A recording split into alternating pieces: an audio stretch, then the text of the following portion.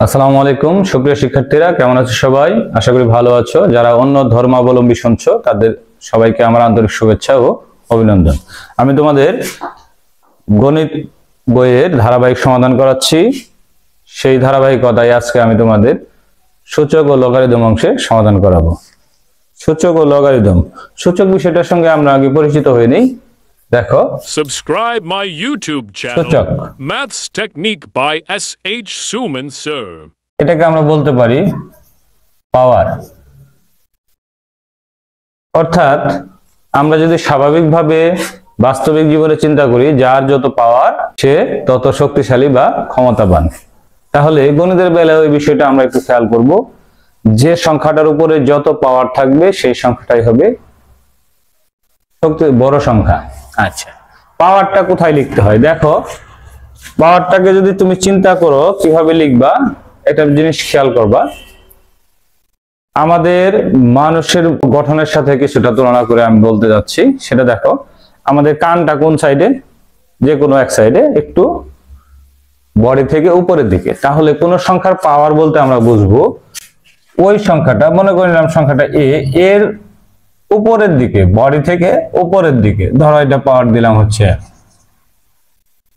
তাহলে এখানে এর সংখ্যাটার পাওয়ার হচ্ছে এম। তাহলে আরেকটা সংখ্যা যদি আমি বি নেই, এটার পাওয়ার দিলাম হচ্ছে এন। ঠিক আছে? আমরা ছোটবেলায় দেখো এইভাবে গুণ করতাম, এ গুণন এ গুণন এ গুণন এ গুণন এ। আচ্ছা, এইভাবে গুণফল নামাতাম। কয়টা গুণ এ আছে? 5টা এ আছে। তাহলে এ টু দি পাওয়ার 5। আসলে মূলত এটা কিভাবে আসে দেখো, খেয়াল করি। এখানে এ না লিখে আমরা লিখতাম এইভাবে, যদি লিখি তাহলে বিষয়টা আরো ভালোভাবে বোধগম্য হবে। ধরো 4টাই লিখলাম, আচ্ছা 5টা দিই। তাহলে এখানে 5টা এ আছে এবং প্রত্যেকটার উপরে পাওয়ার হচ্ছে 1। এই অংশটাকে বলা হবে ভিত্তি, বা ইংরেজিতে যদি এটাকে আমরা বলি তাহলে হবে বেস। এখানে প্রত্যেকটা অংশের ভিত্তি হচ্ছে এ। তাহলে প্রত্যেকটা ভিত্তির পরিবর্তে আমি একটা ভিত্তি নিব। Maths Technique by যখন আমি ভিত্তি নিব তখন গুণ করার সময় এই প্রত্যেক মানগুলো যোগ হবে। তাহলে 1 + 1 + 1 + 1 + 1। তাহলে এখানে কত হবে? যোগ করলে আমরা তো যোগ করা জানি। আচ্ছা, এই হচ্ছে সূচকের বিষয়টা। এখানে যদি আমরা অন্যভাবে আরেকটা বিষয় আছে, যদি ভাগ করি, যেমন এখানে এ গুণন এ গুণন এ গুণন এ, 4টা এ আছে। আমি যদি এখানে 2টা এ দিয়ে ভাগ করি, আমরা নরমালি যেটা করি কাটাকাটি করি, তাহলে 2টা এ থাকবে, অর্থাৎ এ গুণন এ, তার মানে এ স্কয়ার। এটা কিভাবে হলো? এর উপরে মনে মনে 1 আছে। আচ্ছা, অন্যভাবে যেটা আমরা সূচকের নিয়মে যদি করতে চাই তাহলে কি হবে? প্রত্যেকটা এর ভিত্তি কমন নিলাম, প্রত্যেকটার উপরে পাওয়ার আছে কত? 1 + 1 + 1। আর এখানে কত আছে? 1 + 1, 2টা আছে। তাহলে দেখো এর পাওয়ার কত? 4, আর এই দুইটা পাওয়ার হলো কত? 2। এখন এই দুইটা ভিত্তি কত? এ। তাহলে এ ভিত্তি কমন নিলাম। যেহেতু ভাগ আছে তাহলে উপরেরটা বড় নিচেরটা ছোট, তাহলে উপরেরটা থেকে আমরা নিচেরটা বাদ দিব। 4 থেকে 2 বাদ দিলে কত হয়? 2। এটা হচ্ছে মূলত সূচক নিয়মে। আর এইভাবে যদি করি, এটা আমরা কাটাকাটি করতাম আগে যেভাবে, সেইভাবে। তোমরা আমার ভিডিওগুলো পেতে অবশ্যই আমার ইউটিউব চ্যানেলটি সাবস্ক্রাইব করবে এবং ফেসবুক পেজটি ফলো দিয়ে রাখবে। ঠিক আছে? এখন আমরা 2টা উদাহরণ দেখেছি। এই উদাহরণগুলো থেকে দেখো আমরা কি বলতে পারি। এ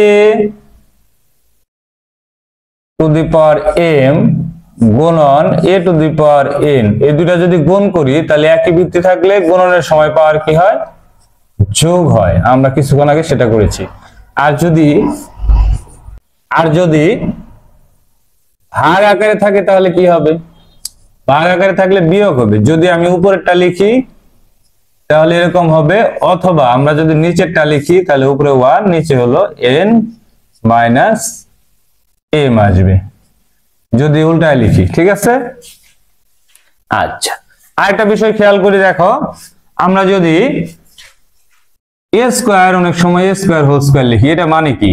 এটার মানে হচ্ছে এই পাওয়ারের সাথে এই পাওয়ার গুণ আছে, তার মানে a টু দি পাওয়ার 4, অথবা আমরা লিখি a স্কয়ার হোল কিউব, তাহলে কত হবে a টু দি পাওয়ার 6।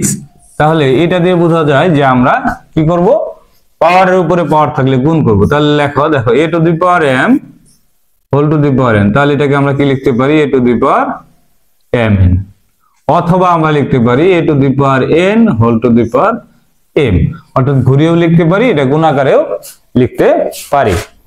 আরেকটা বিষয় খেয়াল করে দেখো, রুট ওভার অফ a, আসলে মূলত এটার মান কত? শুধু স্কয়ার রুটের মান হচ্ছে হাফ।